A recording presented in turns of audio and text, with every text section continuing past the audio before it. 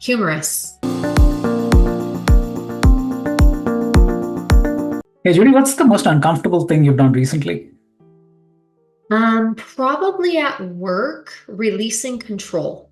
We're going through some uncertain times, and in order for me to feel comfortable, I'd like to be in control. What's the next step? Planning, and not having a plan, not being in control of the plan is probably one of the more uncomfortable things, but also freeing at the same time. What's one human quality you hold above all else and why? Honesty. Honesty from others. I think that leads to trust, strong relationships, great friendships. When honesty is always there, I think you can just nurture some of those really close relationships. And I think that's critical.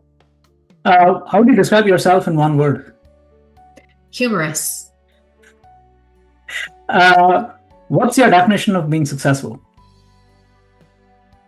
Close relationships with my family. And I think that leads to happiness. If you had a chance to have lunch with anybody, dead or alive, who would you pick and why?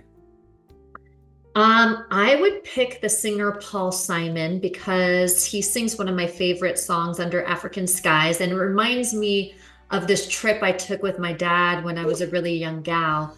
And we listened to this Paul Simon tape. It was a tape at the time, back in the day, between Washington State, New Mexico, and back.